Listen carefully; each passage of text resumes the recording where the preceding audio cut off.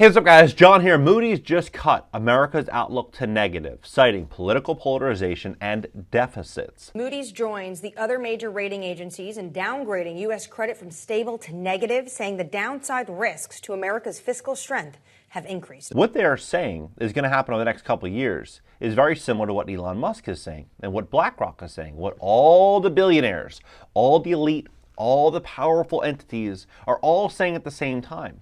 But not many people are connecting the dots. They don't see what's actually happening. I'm going to show you with verifiable facts what America is going to look like from now until 2027 and what you need to do to prepare for this massive wealth transfer we're walking into. It started in 2020. It's been ramping up gradually. The next couple of years, things are going to escalate dramatically. Please hit the like button. When you hit the like button, YouTube will share this content to educate the people about what's really going on. And if you'd like to fix your credit to position yourself for the greatest wealth transfer of all time, we'd love to help you in my company, GreatCreditFast.com. That's GreatCreditFast.com. If you have late payments, medical bills, charge-offs, foreclosures, bankruptcies, repossessions, any negative item on your credit report, go to GreatCreditFast.com. Click the link in the description below the video. Take a look at this. So Moody's cut U.S. outlook to negative, citing deficits and political polarization. Well, even a prospect of a U.S. downgrade could hurt America's investment portfolios, making it even more expensive for them to borrow and making it costly for the government to pay off its debts. These effects would likely be more painful if Moody's does eventually downgrade the U.S. debt. The nation's diminished fiscal strength, undone by extreme partisan in Washington, was the key driver for the action, right? Well, take a look at this. In the context of higher interest rates, without effective fiscal policies measured to reduce government spending, you know that we're not going to reduce government spending. Government spending has been out of control for the last couple of years. And what's going to happen in the next couple of years, more than likely, is we're going to see more and more and more spending. It says Moody expects the U.S. fiscal deficits will remain very large, significantly weakening debt affordability. Now take a look at this. So they say, in Fitch's view, there's been a steady deterioration in standards of governance over the last 20 years, including on fiscal and debt matters, notwithstanding in the June bipartisan agreement to suspend the debt limit until January 2025.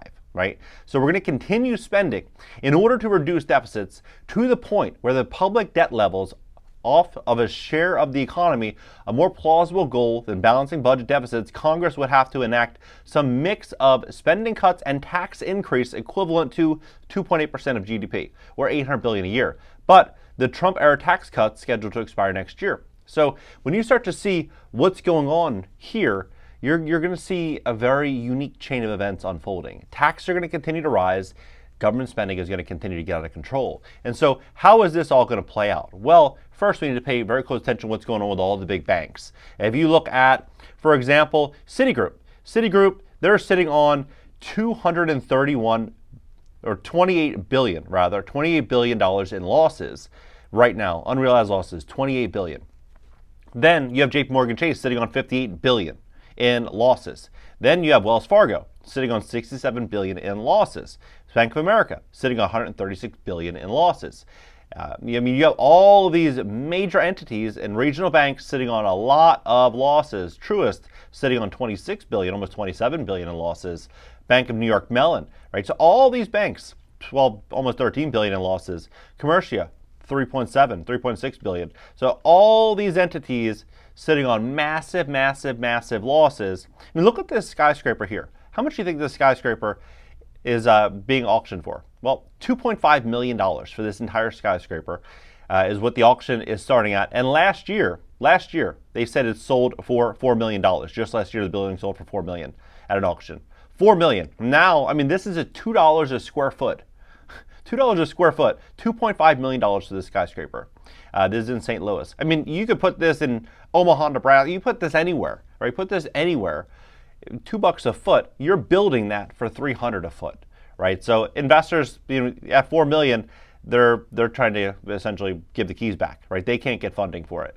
So when you start to pay attention to what's really going on in the economy, what's happening with the dollar, I mean, the dollar fell 17%, lost 17% of its purchasing power in just the last 3 years. So now what BlackRock is saying, because this situation is so well connected. So the importance of government policy, including mandatory disclosure in advance advancing towards net zero. Achieving a net zero economy will require both technological innovation and planning over decades. Much of this conversation is currently focused on public companies and the role in that transition. They have an important role to play. Government, however, must play the leadership role in addressing the crisis, setting standards, creating the right incentives, putting a price on carbon, investing in technology and infrastructure, requiring the energy transition.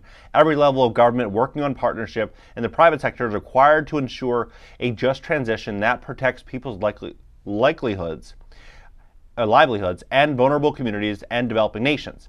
So when you look at what they're going to be doing here, a lot of money is going to be going into this energy transition, a lot of money.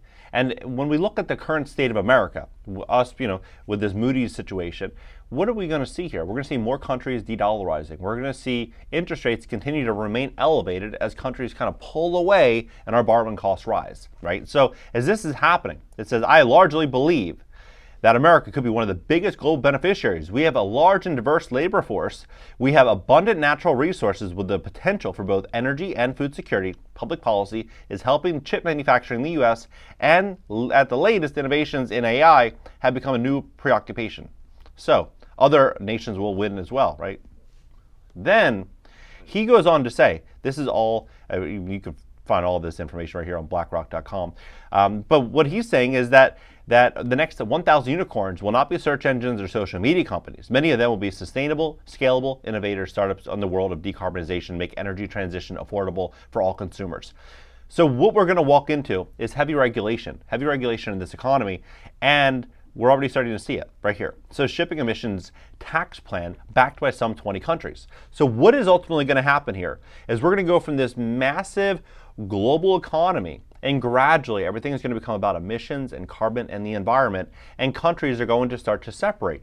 And so many people might say, hey, this is great news for the American economy because we're going to start bringing jobs back to America. Well, maybe, but I want to hold that thought for just a second. So shipping emission tax plan backed by some 20 countries Paris Summit. More than 20 countries and regional organizations have backed proposals for a levy on shipping industry emissions ahead of the International Maritime Organization meeting next month. The French presidency said at the end of the Paris Summit, shipping, which emits 2.9% of global greenhouse gases, has largely escaped taxation because of the high seas and not jurisdictions of any one government. If the IMF, the United Nations body, which regulates shipping, tax carbon emissions, it would encourage shippers to go greener faster. The body could then be channeled to raise perhaps $100 billion next year, $100 billion a year, right, to poor countries to help them cope with climate. So you look at that, then you see the largest shipper in the world just laid off 10,000, right? Just laid off 10,000. You see Amazon. Now they're moving into, they just picked up, this is on Amazon.com, about Amazon.com. And we have over 750,000 robots working collaboratively with our employees, taking on highly repetitive tasks and freeing employees to do a better delivery for our customers. So how is this, everything is going to start to be pushing and advancing quickly towards automation, robotics, technology, and bringing everything back into America. So many of these jobs that they're talking about, potentially bringing back to America, they're going to be automated, right? Because when we look at this record high inflation, do you think that a company is going to be able to pay employees $75 an hour, $50 an hour, $100 an hour? Because in a couple of years, that's probably what somebody would need to make to, live a normal life in some of these big cities. So what would ultimately happen here? It's going to be this massive push towards automation, which is in turn, they're going to say it's going to be better for the environment, better for the climate, because people are going to be driving less and people are going to be consuming less resources, less fossil fuels. So when we look at this, then we pay very close attention to what Elon's doing at Tesla, right? So this humanoid robot, 2027. Guess how much this robot's going to be? That looks clean. Like it looks like a nice robot. 20 grand, right? $20,000 is what they're expecting this robot to, be trading for. So if you think about that, $20,000, where are you going to hire any employee for $20,000 a year in America? What about, $40,000 a year, right? Very, very challenging, right? Very challenging to find someone to work $40,000 a year. So, you're talking $3,500 a month, right? Where are you going to find someone to work full time?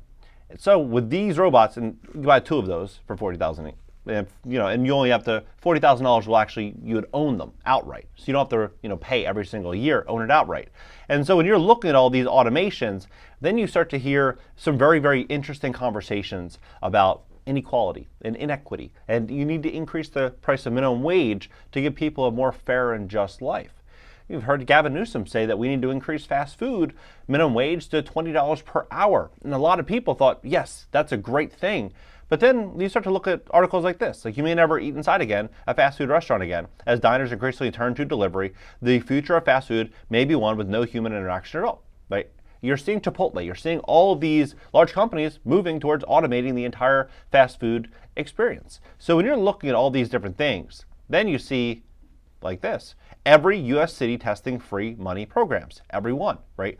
Guaranteed income programs in America, cities have surged to, in the past year, rising to 82 participating cities across 29 states this year, up from 11 in 2021.